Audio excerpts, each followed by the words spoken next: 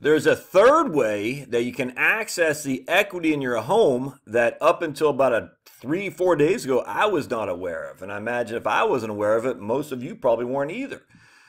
So stay tuned here. We're going to dive into this, and I'm going to run some spreadsheet numbers to show you how this can work. I'm actually pretty intrigued by this, and I think it's interesting. So I was watching a video by my man Beat the Bush, and he talked about this thing called Unison. He got a flyer on how to access your equity without making any payments with no interest rate.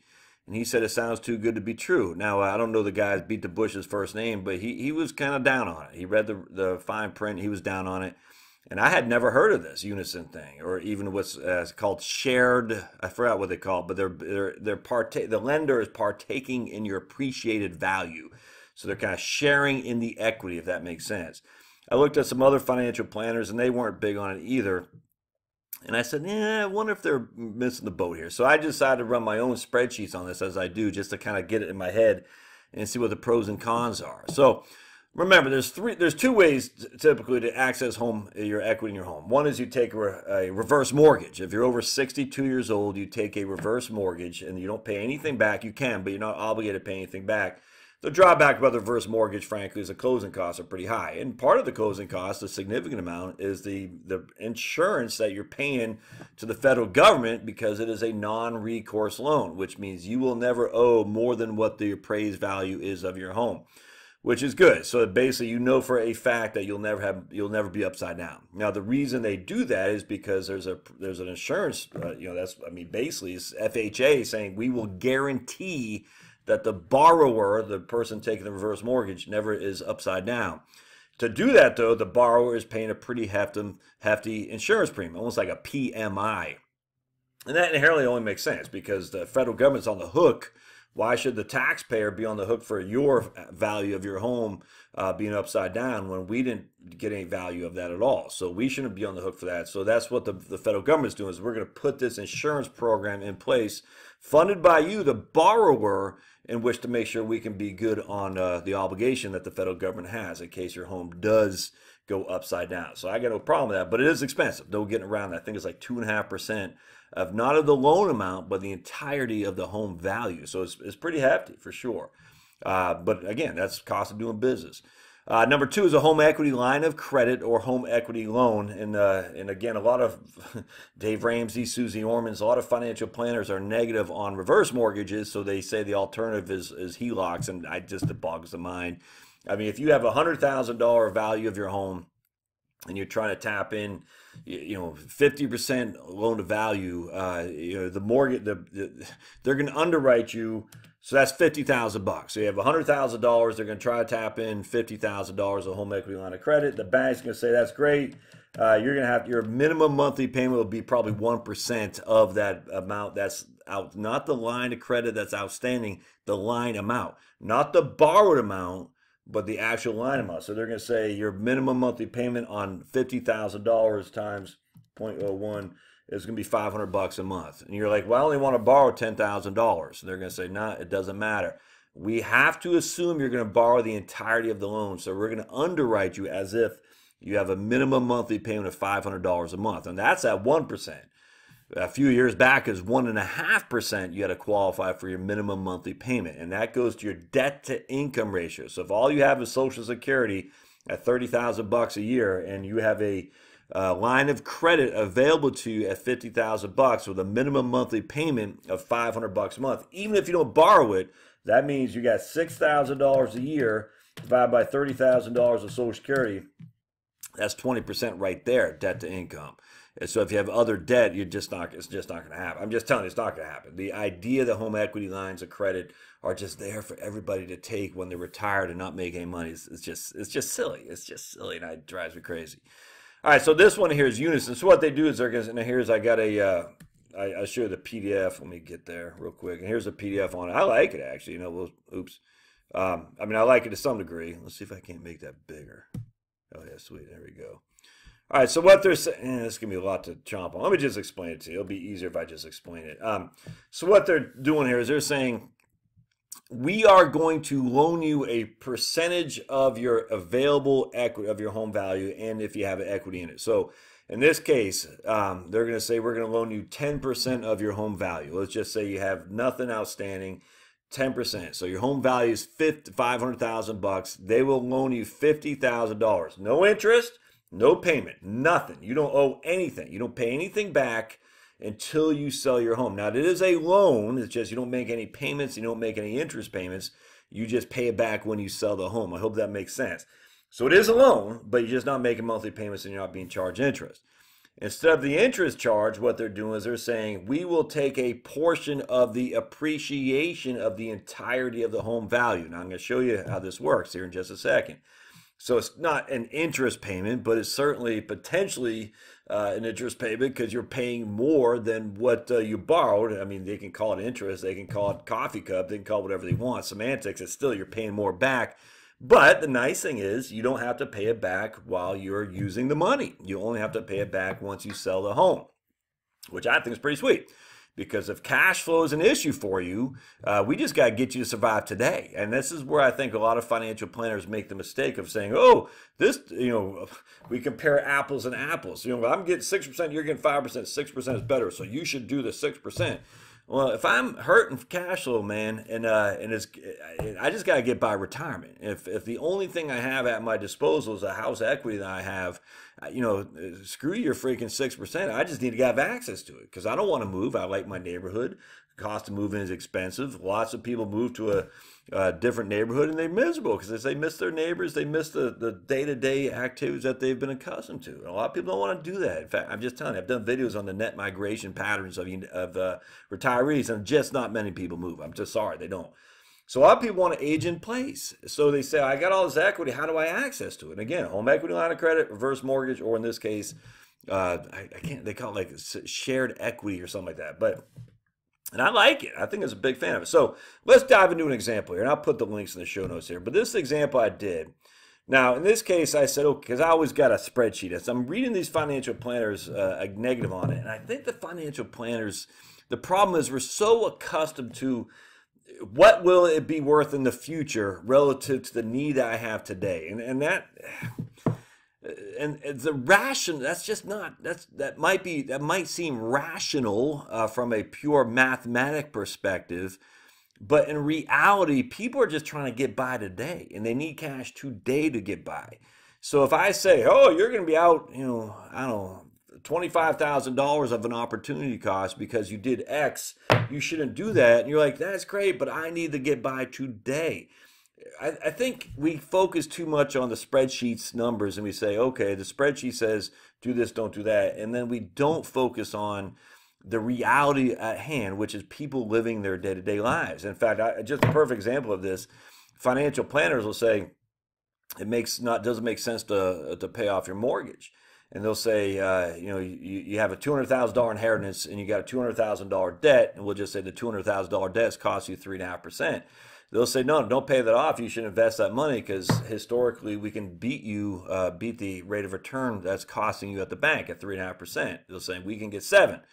But the problem is there's lots of problem. The fluctuation, obviously, of the interest rate. And so you just don't know. We were taking a gamble that we could get 7% for a fact that we are paying 3.5%. We know that for a fact. So we're gambling the future based on past potential with a fact that we know for a fact we're paying 3.5%. That's not, I don't like that. And then secondly, I say, well, if the spreadsheet model works so well, why don't we just all have 100% loan to value, borrow every single penny against our home at all times? Why would we ever pay it off? We have a $100,000 house, borrow $100,000 at 4.5% and put in the markets. No one would advocate that because they know it doesn't make sense. Just because the spreadsheet model shows it could make sense, it doesn't.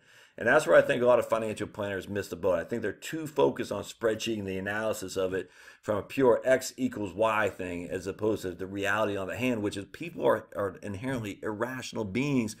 But for them, they're acting rationally. They're acting rationally that they need cash today, regardless of what your stupid spreadsheets show. So, all right, let's go to the example.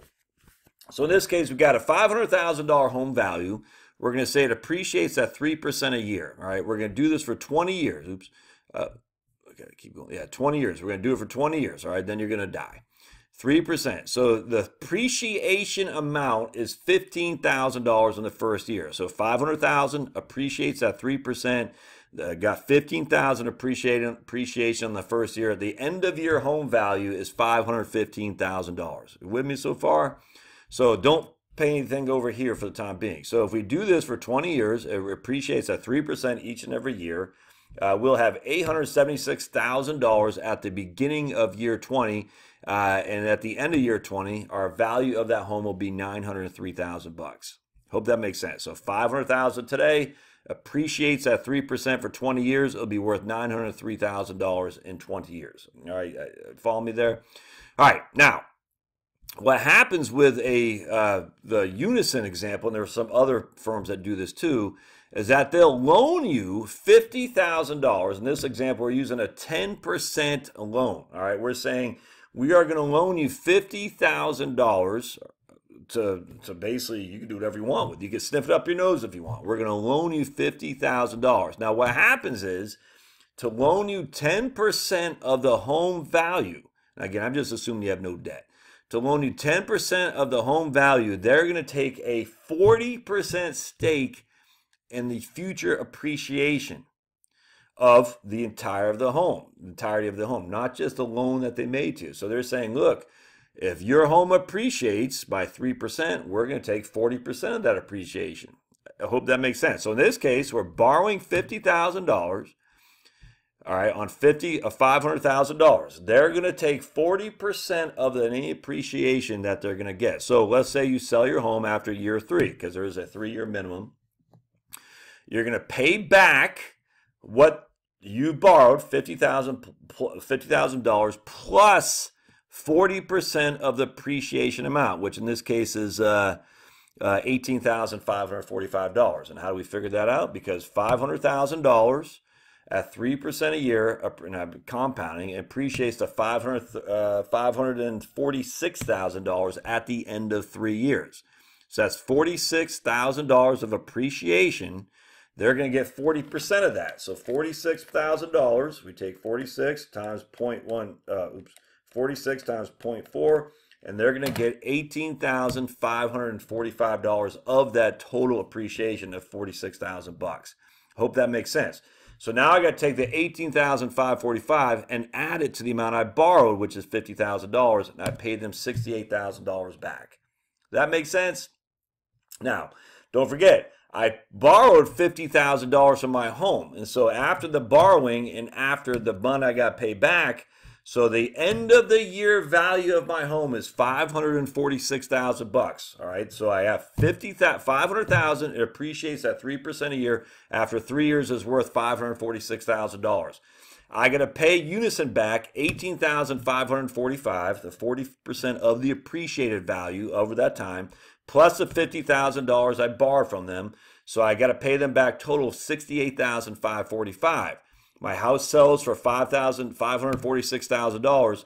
So at the end of the 3-year time, I get back $477,000. Now, again, I have that $50,000. I've done something with it. I mean, again, I could literally do anything with it.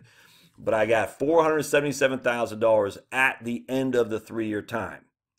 I know it's a lot to chomp on, and I'll probably do another video on this to re-explain it because I think it's quite important. So you're saying I borrowed $50,000. Unison gets $68,545 back. I get, at the end of the sale, after I sold the house after 3 years, I get $477,000, but I still have the $50,000 I had that they gave to me. So for me, it's actually, I'm making $477,000 plus $50,000. So I'm actually truly getting back $527,000, again, depending on what I do with that $50,000 bucks. All right, so let's just keep playing this. We're going to go to year 20. At the end of the year 20, a 3% appreciation, my house is worth $903,000. All right, so I have my house, I mean, literally, it went 3% a year. So I borrowed, so I had $500,000 to start with. It's now worth $903,000. Unison takes 40% of that gain, that growth of 500 to 903, which is $403,000 that the total appreciation is. They take 40% of that. So we take 403,000 times by 0.4, and we get 161,000. So Unison gets 161,000, 40% of the appreciated value of the entirety of the home. Plus they get the 50,000 I put back. I borrowed from it to begin with. All right. So now when I sell the house for $903,000, assuming again I don't have a mortgage, the first thing I do is I got to pay Unison a check for $211,000, which means my net proceeds is $691. I hope that makes sense. So at the end of 20 years, I will get $691. Unison will get $211. Now I still had that $50,000 that I did something with. I could do whatever I want, but that's how it works for Unison. Unison is saying, look, we're going to give you the money. We're not going to expect any money back until you sell. And for them, the reason that's pretty attractive because they're saying we're getting a pretty good bang for our buck. And I figured it out. So if we say Unison, they start with $50,000 is our present value, and we end with $211,000 is our future value, and we did it for 20 years, and we have no payment. That is a 7.46% rate of return. So for Unison, that's pretty good. They're like, man, we got 7.46% year-over-year rate of return on the money we granted you. Now, we don't get anything for 20 years, and that's the benefit of just a long-term investment. The longer you can hold it on, the better off you are. Now, what does that tell you, 7.46%? Well, if you were to take this $50,000 and invest it, you would need to get 7.46% to break even. And so what I want to show you here is I take $50,000, all right, and let's say I don't spend it. I just say, I'm going to get the equity on my house because I think I can do better in the markets. And I invested at in this case, 7.5%. My $50,000 after 20 years is worth $212, $212,000, which is exactly what I owe Unison. So if I got 7.5% on my money that I borrowed from Unison, I would have exactly enough to pay them back, and I would be broken even. If I got less than 7.5%, so we'll say we get 6%, 06, all right.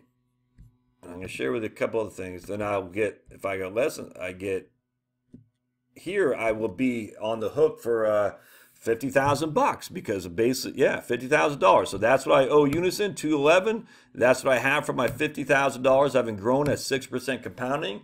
I just pay them back what I got to begin with, $50,000. And when you factor inflation, that's that's gonna be like a freaking dollar today. And so that's the interesting thing. So now if I got 10%, and I wouldn't expect you to, but let's just say 10% just to make it fun.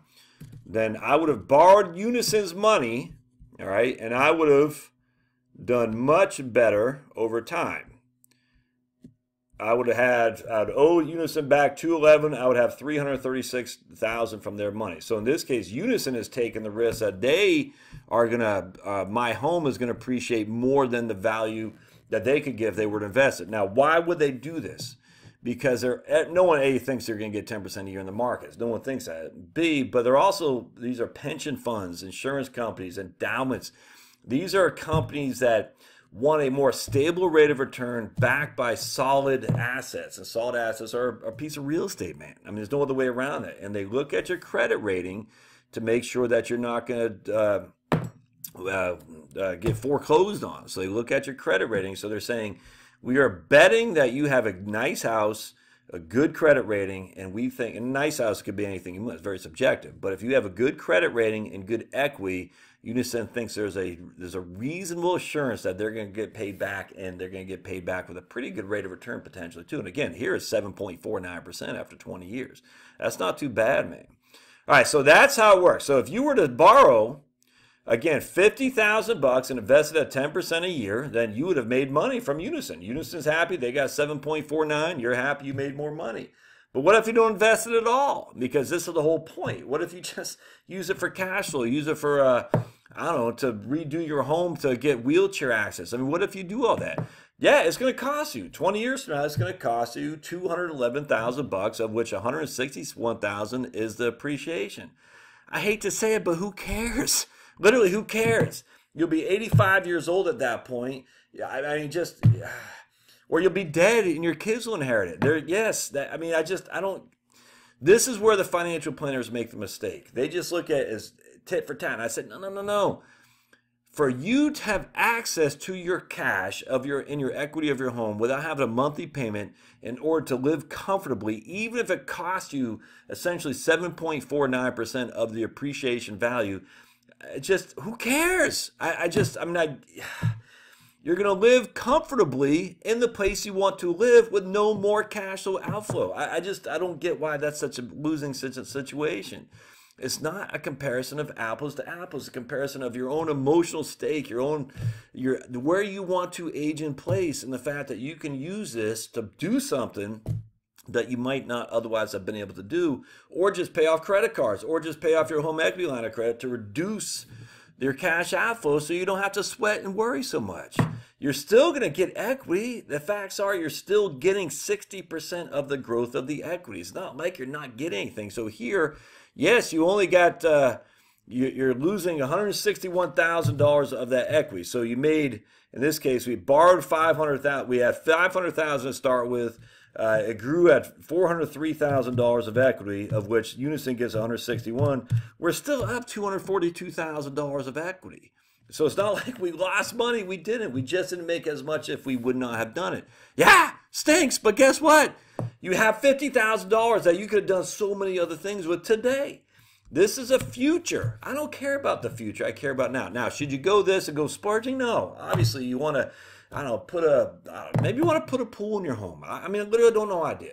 Maybe you want to just do something to enjoy it. Like I said, screen in your back porch, do some wheelchair access, maybe pay off some debt, help your kid to college. I mean, whatever it is. Maybe there's something that you want to do that you're cash strapped. You can't. Maybe you just want money in a checking account so you don't have to draw so much on your 401k while you're hanging in there until Social Security kicks in. I mean, all kinds of different things. Now, the interesting thing is, if you do this, and I'll actually do this, I think it'll be interesting to do this in regard to delaying Social Security and delaying pulling off your 401k too, because remember, this is tax-free. I'll have to do an episode on that because I think that'll be interesting. So I like it. I'm a fan. I did a pre-qualified, so initially I was pre-qualified on my home value because, again, they're going to look at your credit rating and they're going to look at your home value and they're going to say, hey, do you qualify? I like it for actually. So let's just say you got $40,000, $25,000 of credit card debt at 10.99%. And you're like, man, this payment is killing me alive. Well, do a Unison thing. Take the $25,000, pay off the credit card. 5 years from now, you sell your house. Yes, Unison will get a portion of that. In 5 years, they'll get, in this case, $31,000 on $50,000. All right, well, what to do? But you don't have the credit card debt, and you don't have to just the chaos in your mind of knowing you have to pay these credit card high fees. So, all right, well, stay tuned. I'm going to do more on this. I'm a fan. I'm trying to get one of these guys on a podcast to interview him because I think this would be pretty cool. So we shall see. So let me know what your thoughts. I would love to hear it. Have you done anything? Have you heard of these guys? Any experience? I'd love to hear your thoughts. So stay tuned, and we'll see you next time. Thanks.